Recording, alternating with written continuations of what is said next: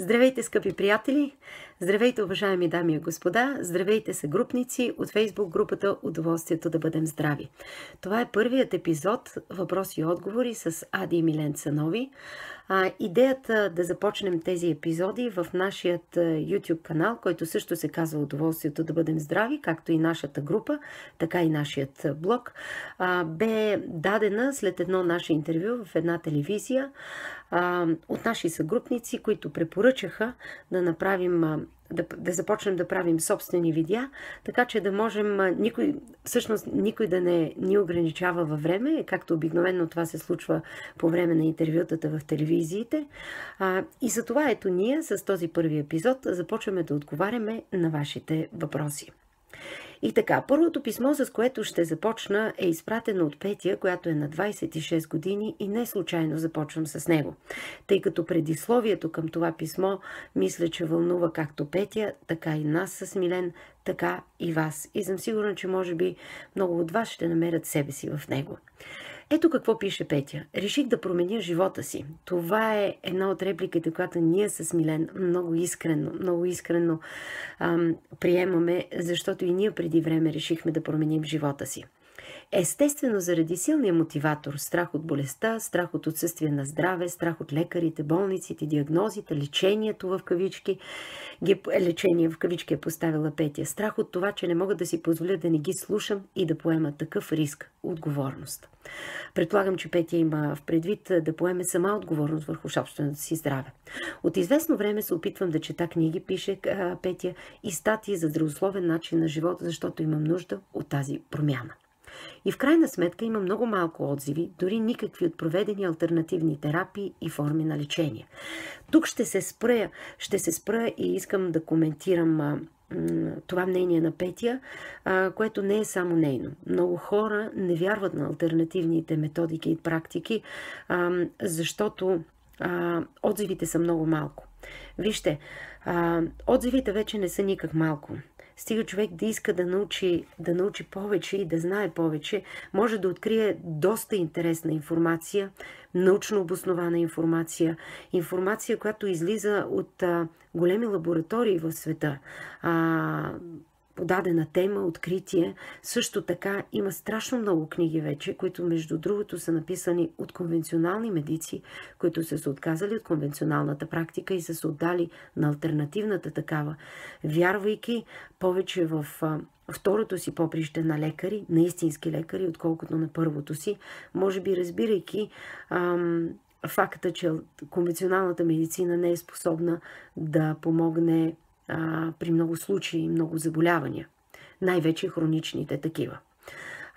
Така че отзивите трябва вие сами да ги търсите. Наистина има. Ние, например, с Милен четем както на български, така и на руски, така и на английски. Повярвайте ми, най-голямата книга в света, наречена интернет, е пълна с истински истории. Не истории на чудото, видите ли. Разбира се, че има и такива. И това е повече от прекрасно. Въпросът е, че има истински истории на хора, които са се доверили на алтернативните методики и практики и, разбира се, са победили много болести. Ние сме едни от тях. Петя пише: така ми се иска да повярвам и все пак само се съмнявам. Или повярвам за кратко, после някое медицинско лице се изсмее, близките ми също и пак се разколебавам. Вижте, Петя, уважаеми съгрупници, променящи живота си приятели. Петя, вие сте сред тях. След като ни пишете, значи вие сте сред променящите живота си приятели. Защото вие вече сте направила първите стъпки. И първата стъпка да се съмняваш в конвенционалните методики и практики. Това е първата стъпка, за да се наречеш променящ живота си приятел в нашата група. Най-големите критики ще търпите от вашите най-близки. Знайте това. 2 години и 4 месеца вече с Милен правим невероятни неща. И то със себе си преди всичко. Помагаме на много хора. Нашата мисия, удоволствието да бъдем здрави, вече, така да се каже, извън контрол. В най-добрия смисъл на думата. И знаете ли, най-близките ни разбират най-малко. Тоест, на пръв поглед, те много се радват, че сме се променили, че сме здрави, така, да. И в същото време обаче, ако сега се обърна и попитам най-близките ни, а знаете ли какъв е всъщност нашият режим на хранене, те няма да могат да отговорят на този въпрос. Защото те не се задълбочават в това, което се случва с нас, което е жалко, защото ние сме отличен, при това безплатен пример за успех. И затова ние с тях не споделяме вече кой знае колко. Просто защото не губим време в това да останем неразбрани. Споделяме успеха си с хора, които ни разбират и са готови или вече са тръгнали по пътя на промяната. Така че съмнението само по себе си е нещо много хубаво. Хубаво е човек да се съмнява. Значи вие сте се усъмнили в конвенционалната медицина, за да се отдадете по някакъв определен начин на алтернативната. Съмнявате се в алтернативната. Трудно ви е да поемете отговорност. Това са трудни стъпки и ние ги разбираме. Ето какво пише Петя. Или повярвам за кратко, после някое медицинско лице се изсмее, близките ми също и пак се разколебавам. На вас и вашия път повярвах. Благодаря ви, Петя. Наистина ви благодаря. Искрено вярваме, че това ще бъде и вашият път. Но вярвам, че просто има алтернатива, някаква за всеки. И тази алтернатива дава надежда, път, лек, изцеление, шанс за нов и променен живот. Абсолютно. Това е така. Благодаря ви за тези прекрасни думи, за тези две прекрасни изречения. Така е, да. Алтернатива има за всеки. И тази алтернатива дава надежда, път различен от познатия, от наложените убеждения, че ние нищо не знаем, защото не сме лекари, защото не сме завършили някой медицински факултет, някъде било то в България или по света, защото не сме в научните среди. Това не е вярно. Това не означава, че не можем да поемем пътя. Това не означава, че не можем да се лекуваме. Това не означава, че не можем да се самолекуваме и да си дадем шанса за нов, променен и ние бихме добавили пълноценен живот. Ето какво ще споделя с нас Петя. На профилактичен, между другото, много интересна темата на Петя. Тя си засяга, между другото, доста жени. И не само, но жените са в количеството си повече пострадавши в световен аспект. На профилактичен гинекологичен преглед ми откриха киста. Още веднага на лекарката й се стори ендометриозна, но я наблюдавахме месец-два. Накрая докторката заключи, че съм за операция. Ендометриозата предизвиква стерилитет. Между другото, това е вярно. Зависи от огнища, така наречените ендометриозни огнища. Понякога си мисля дори, че аз си повиках това заболяване, както холистичните доктори твърдят, с това, че от години съм си внушавала, че не искам деца, защото не мога да съм добра майка. Вижте, Петя, аз съм напълно убедена, че вие ще бъдете прекрасна майка. И не само аз. Сигурна съм, че го мислиме всички ние. Първо, вие никога не сте била майка, за да прецените дали ще бъдете добра или лоша. Така че, да, за съжаление обаче, човешките мисли енергийно влияят по начин, по който нищо друго на този свят не влияе. Енергията дадена ни... Не знам как да го обясня. Ако обясня, че е всевисше, това означава, че може би някой ще ме определи като религиозна. Аз не съм религиозна, аз съм вярваща. Има разлика. Вярвам в определеното магическо сътворение на света, както вярвам и в чисто биологичния план на това сътворение. Но факт е, че има някои нива от нашия живот, които са абсолютно не подлежат на каквото и да е обяснение. Откъде са се появили, как се появили, кой ни ги е дал. Предположенията са много, но да, факт е, че нашите мисли, ние сме това, което мислим. На нас ни се случва това, за което си мислим. Затова човек трябва много внимателно да борави със своите мисли. Много внимателно. И когато се появят лоши мисли, човек трябва да се научи. Между другото, препоръчам на хората, които се чудят как да се случва това нещо, прекрасните книги на Луис Хей. Жена победила рака и то не е благодарение на конвенционалната медицина. И победила рака не е 5 или 10 години. Много години вече минаха, откакто Луис Хей е променила своя живот, написала първата си, втората, третата книга и така нататък. Една жена, която Много ще ви помогне с нейното писмено творчество да се опитате да се справяте с лошите мисли. Разбира се, тя не е единствената, но тя е много женствена, много красива, така че мисля, че нейните трудове много ще ви харесат. Да, ние сме това, което мислим, така че може би има някаква причина, но има и друга причина. Продължаваме нататък. И така, потърсих още мнения. Заваляха изследвания, прегледи, повишени туморни маркери, страх и четени в интернет. Момент. Тук е много важно да отбележа, че човек може никога да не е преживявал рак и да има завишени туморни маркери. Съвсем откровенно и сериозно. Туморните маркери, разбира се, са в извън референтни стойности. Да, когато имаме раково заболяване, дали то ще бъде на много места или ще бъде локализирано. Също така обаче, хора при съвсем една нормална настинка, здрави, в онзи смисъл на думата, да кажем, който почти всички разбираме за своето здраве, нали? Повечето хора разбира за своето здраве, да кажем, т.е. безсимптомно съществуване, което да, все още не означава добро здраве, но има в предвид нормален живот, така да кажем, нормален. Може да има завишени туморни маркери само от една настинка, вирус, който покосява човека и той остава, да се казва, на легло 2-3 дена, просто защото целият му уши, нос, гърло, респираторен тракт е запушен, също може да се завишат. Тоест, туморните маркери накратко се завишават тогава, когато има някакъв възпалителен процес в човешкото тяло.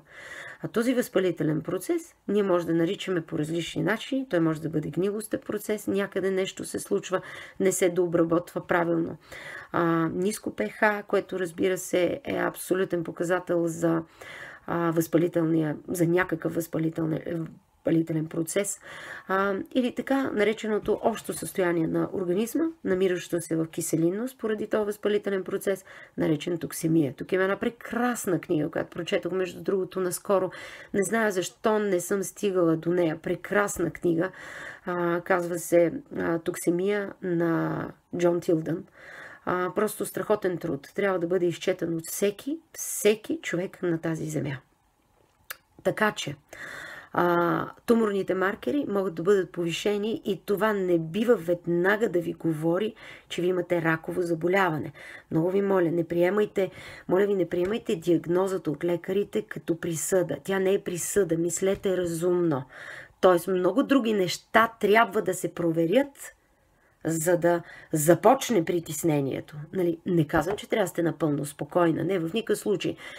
По принцип, човек трябва да бъде бдителен за своето здраве и неговия организъм, всичко, което се случва в неговият организъм. И така, продължаваме нататък.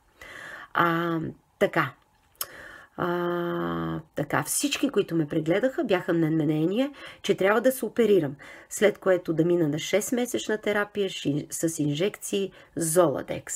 Оперираха ме лапароскопски преди 3 седмици. По време на операцията са видели и нещо на черния дроб, киста с размер 4 на 4 см. Сега ми предстои ходене по лекари да се уточни каква е. Изпитвам ужас и съмнение, че това с операциите и недаването на гаранции, че същите проблеми няма да се появят отново. Например, след 6-месечна терапия с този силен препарат Золадекс, за принудителното ми влизане в менопауза има 60% вероятност за рецидив на ендометриозата. И да ви кажа честно, да, така е. Наистина е така. Защото ендометриозата, тя ни причинява нещо съвсем различно, може би, което вие изобщо не сте се сетили, че вероятно е причината, но за това ще говорим малко по-надолу. Искам просто да прочета цялото ви писмо. Потърсих и алтернативен път, посетих кабинета на много известен холистичен лекар. На срещата с нея ме обърка още повече. Беше шантава консултация, не можах да се доверя напълно. Петя, уважаеми дами и господа, знаете ли, когато и ние за първи път отидохме при лекар извън системата на това, което ние разбираме като лекари, ние бяхме шокирани. Честна дума. И радиестезията с махалото ни се струваше странна. И биорезонанса ни се струваше странен. И мануалната терапия ни се струваше странна, макар че обожаваме масажите. И гладолечението ни се струваше странно. И билколечението и всичко това. Разбира се, в страха си, Милен да не изгуби живота си, на всичко вярвахме. И си казахме, ние ако не вярваме, нищо няма да се случи. Нали така? Да, така е. Много е трудно по някой път да повярваме извън това, на което сме свикнали да вярваме на нещо. Отиваме, значи ние какво сме свикнали? Отиваме в кабинета, сядаме, обръщат ни между 3 и 5 минути внимание, освен ако нямаме някакъв преглед, какъвто е гинекологичния, например, преглед. Сега за мъжете не знам, за дамите знам, който е горе-долу между 10-15, максимум 20 минути, заедно с разговора с гинеколога или гинеколожката. Нали? Изписване задължително на нещо, което ние решаваме дали ще консумираме или няма да консумираме. И това е. И сега отиваме при съвсем различни хора, в които няма такава стерилна обстановка първо по кабинетите им. Има много натрупани книги, различни неща, мисли по стените, флагчета разни, тибетски, например, някъде статуйка на Буда, нали, която седи там, разноцветни папки, хвърчащи листчета, разни уреди, които не са ни познати и ние започваме да изпитваме. То не е страх, а по-скоро недоверие. Задаваме си много въпроси, неудобно ни е да попитаме, макар че аз съм напълно сигурна, всъщност аз съм го правила и съм напълно убедена, че ако вие попитате вашата лекарка за всичко това, ако сте попадали, разбира се, в такъв кабинет, за да предизвикате комфорт на вашия престой, да приемете всичко, нали, тя ще ви обясни проблема какъв е. Ние сме свикнали да ходиме поликлиники, болници и така нататък. Влизаме в кабинета и мълчим, не задаваме въпроси. Доктора ни казва какво да правим, ние не се обръщаме, ние смятаме, че доктора е Бог. Доктора отдавна не е Бог. Да не кажа, че никога не е бил изобщо и никога няма да бъде. Значи, даже и най-добрият лекар, даже и онзи, който добре обяснява, никога не е бил, не е и няма да бъде Бог. Но ние обикновено, нали, понеже сме свикнали според убежденията на нашите родители и нашите собствени убеждения през годините, да вярваме и всъщност ние го приемаме като едно статукво, едно знание, че те знаят всичко. Лекарите. Значи ние сме отишли на лекари, сме направили най-доброто за себе си. Никой не може да ни нарече безотговорни, защото ние сме отделили време и сме отишли при лекари и не смеем да зададем въпрос. Защото лекарите обичат да стелят една финна пелена, нали, къде сме ние, къде сте вие. Ние сме учили, вие не сте учили, вие нищо не знаете. И когато на лекаря зададеш някой въпрос, нали, извън това, което той е свикнал да прави, чак те гледат лошо, грубо, смятат, че си нахален, че се държиш неприлично, отклоняват въпроса. Нали, поведението започва да става враждебно от страна на лекаря. Все едно ти искаш, кой знае какво. Единственото, което искаш е да разбереш защо ще се правят определени, да кажем, интервенции върху твоето тяло. Нали, ако ще оперират, защо, как, какво, с какво, полезно ли е, не е ли полезно, какви са последствията. Особено почнете ли да ги питате какви са противопоказанията и последствията, става страшно. Такава агресия настъпва. Обръщат се и казват, може да отидете където си искате. Окей, правете каквото си искате от тук нататък. Даже не се обръща и каже, вижте така. Аз съм срещала между другото обаче и лекари, които са готови да обяснят. За съжаление, преживяла съм няколко тежки операции и трябва да призная, че някои от тях съм ги преживяла с неразбиране от страна на лекарите, но пък съм преживяла и операция, премахване на матката и двете лекарки, които се ангажирах с мен, опериращите лекарки, едната от тях, моята лична гинеколожка, толкова внимателно всичко ми обясниха. Не може да си представите до най-малката подробност. Аз казах, аз искам да знам. Даже ми обясниха, опитаха се да ми обяснат колко много или малко ще ме боли, което е почти невъзможно. Но вече накрая аз бях толкова притеснена, че те вадеха, дет се казва, от подвола теле, намираха го само и само, за да ми илюстрират едва ли не, нали, че аз съм в тяхните ръце, че всичко ще е наред. Може би подвола теле не е подходящата поговорка тук. Намираха всякой аргумент, нали, само и само, за да не се притеснявам и да зная какво правя. Положението беше стигнало вече до как да кажа, до една спешност, която много ме плашеше. Наистина, вината беше абсолютно моя. Да не говоря, че незнанието към онзи период от време причини налагането на тази операция. Така че, Петя, изобщо не се очудвам, че вие подхождате с недоверие. Много хора подхождат с недоверие, повярвайте ми. И вие може би сте отишли само при тази, нали, лекарка, а ние сме ходили по много и не може да си представите в какви места, по-скоро бих казала, сме попадали, които са всявали в нас едно такова очудване даже, нали, защото те са били извън нашите възприятия. Сега обаче вече свикнахме с всичко това и даже много ни радва. И между другото, нашия дом лека по лека, особено стаята в момента, в която се намирам, е стаята на нашата голяма дъщеря, която ние превърнахме в кабинет, когато тя навърши 18, да завърши 19 и отиде да учи в чужбина. И сега този кабинет се е превърнал почти в кабинет на алтернативен медик. В него има и литература, свързана с алтернативните лечения, и различни има хало, има и зепери, има и мопи, има и какво ли още не. Така че сигурно и ние ще ви се сторим така. С недоверие може да подходите към нас. Така че наистина не се притеснявайте. Шантава консултация, да, защото тя не прилича на никоя друга консултация, може би, която сте посещавала.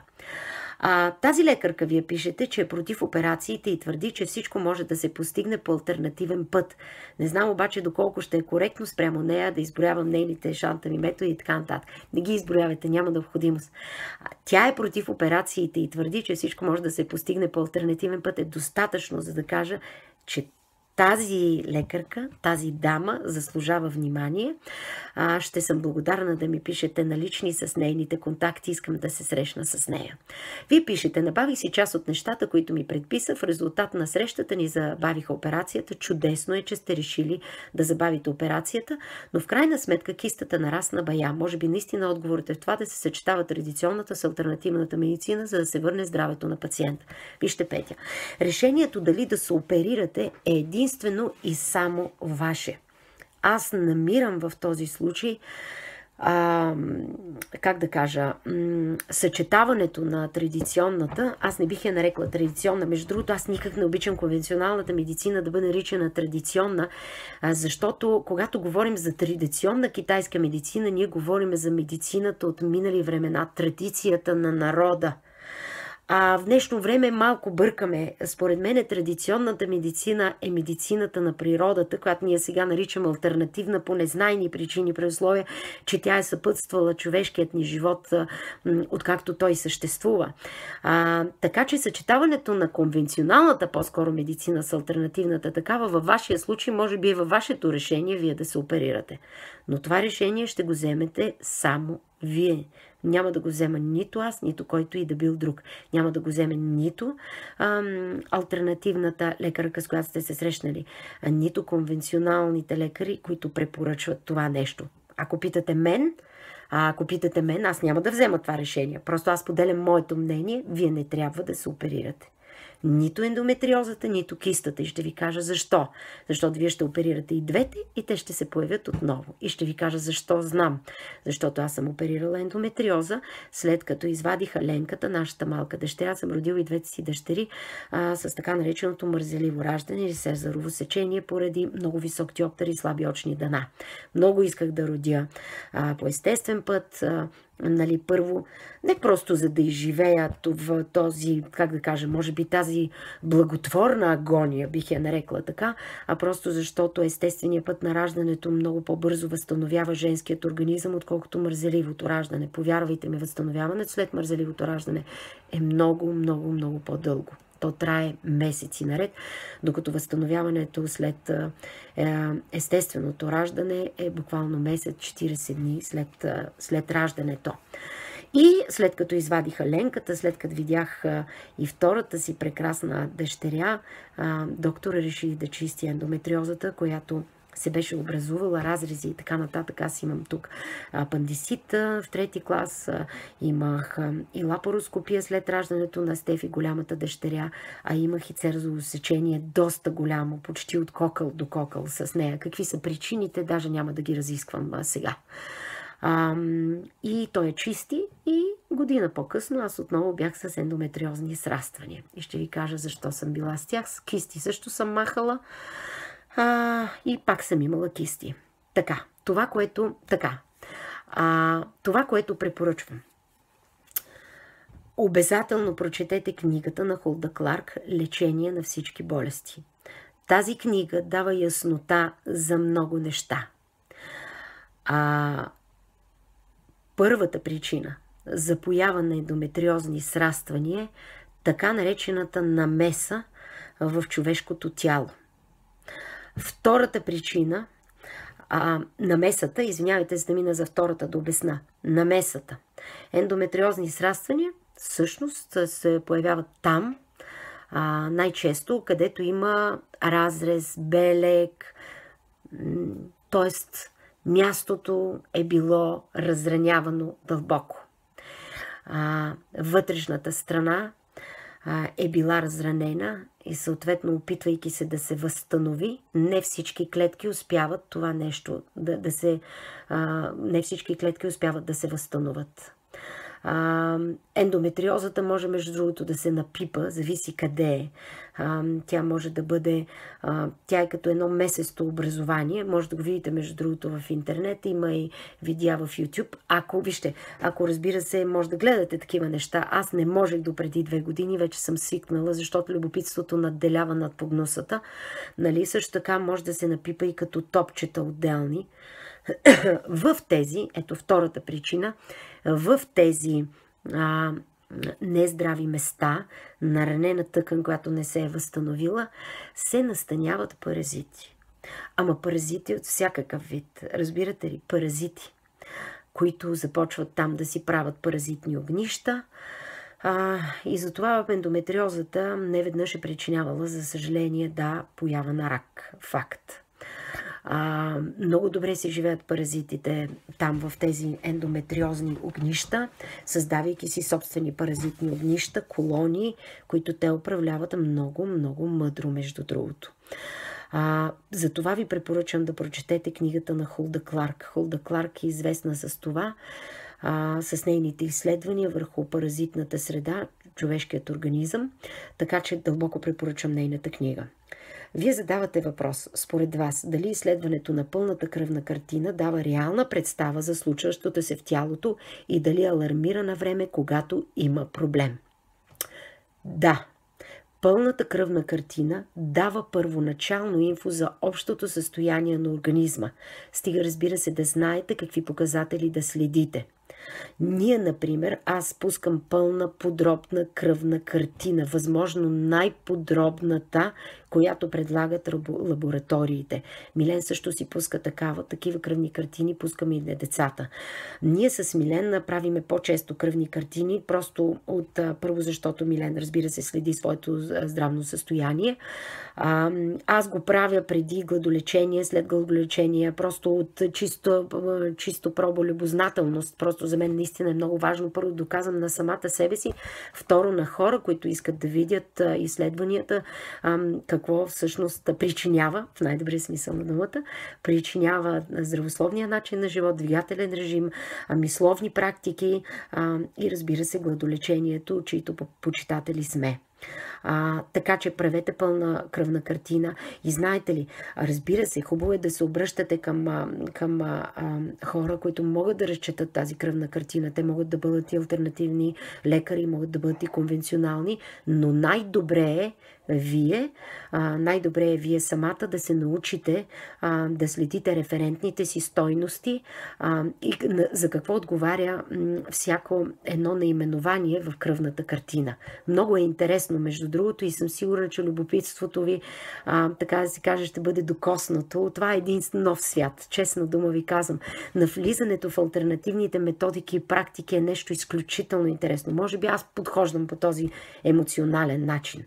Сега, вие задавате следния въпрос. Имате ли наблюдение върху биорезонансната диагностика и лечение? Имате ли мнение дали е надежна? Дали е надежна?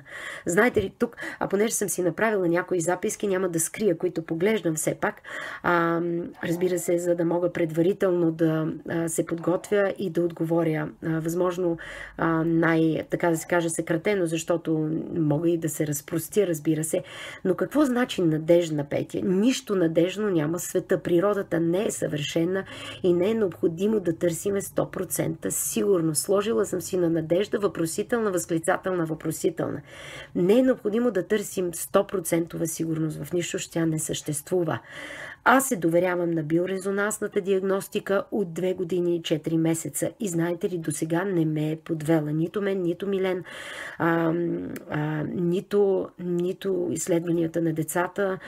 Биорезонансната диагностика може да ви даде знание за целия ви организъм. Наистина, вече има такива биорезонанси, които просто снемат анамнеза, момент на анамнеза, нали, състояние на организма в момента, просто за много кратко време. Имате ли наблюдение, питате вие, върху радиестезията? Абсолютно да, и смятам, че този древен метод е изключителен, колкото и да не се вярва на повечето хора. Аз и Милен вярваме. Проверили сме резултатите, между другото, от радиестезията с биорезонансна диагностика. Резултатите са съвпаднали напълно. Обаче имайте предвид, че не всеки умее да борави с махалото добре. Наистина е така. Не всеки, така че може би е добре да се обърнете към няколко човека, които се занимават с радиестезия. Вие питате, прочетох поста в блога, в който са изброени, нашия блог "Удоволствието да бъдем здрави", за онези, които не знаят, в който са изброени книгите от препоръчителната литература, дали има някои, които с приоритета добре да се прочитат. Петя, книгите са изборени горе-долу според времето на прочита, който сме направили. Всяка една книга от списъка е важна за разбиране на здравето. Ние прочетохме много повече книги от този списък. Препоръчителната литература е избрана от множеството. Смятам, че при всички случаи трябва да се запознаете с гладолечението, защото чистенето на паразитите се случва най-добре благодарение на гладолечението. Факт е, че аз вече нямам ендометриозни сраствания. Те бяха в долната част, там където съм оперирана, там където имам 2 цезарови сечения, там където имам 1 лапароскопия, там където имам апандисит, там където имам хистероктомията, премахване на матката. Нямам вече нищо. Тази част, тя беше все едно, имах тежък камък. Не може да си представите колко време, разбира се, трябваше. Трябваше около година и половина. Различен режим на хранене от това, което имахме в предишния живот, така наречен. Разбира се, няколко курса на гладолечение. Но аз вече съм направо нов човек, честно ви го казвам. Няма ги вече тези постоянни болки. Няма я тази тежест. Изобщо вече няма кисти, които често се образуваха такива кисти. И може би тези образования всъщност и породиха и премахването на матката. Вътре в самата матка имаше няколко миомни възела, които създаваха огромен проблем. Така че при всички случаи може би трябва да започнете с първата, втората, третата книга в препоръчителния списък. Това бяха отговорите, и тъй като отговорите на въпросите на Петя отнеха горе-долу 30-35 минути, смятам, че видеото не бива да става прекалено дълго, за да не става отекчително. Разбира се, ще последват още видеа с още отговори. Не се притеснявайте. На всеки, който е отправил въпрос, ние ще дадем отговор. Още веднъж, ние сме Ади и Милен Цанови. Правим тези видеа, за да помогнем на повече хора да намерят своя път и да тръгнат по пътя на промяната, по който път ние тръгнахме преди 2 години и 4 месеца. Благодарение, колкото и странно да звучи, на диагнозата рак и 6 месеца живот, които дадоха на моя съпруг Милен. След 2 години и 4 месеца моят съпруг е по-здрав от всякога. Той се чувства прекрасно и ви праща своите своята безкрайна обич и щедрост. И двамата, и нашето семейство ви пожелаваме крепко здраве, разбира се, и успехи. Нашата фейсбук група е Удоволствието да бъдем здрави. Имаме блог, който също е под надслов Удоволствието да бъдем здрави. И нашият YouTube канал, който също се казва Удоволствието да бъдем здрави. За мен, Ади, беше чест и удоволствие да бъдем заедно. До нови срещи! Благодаря ви!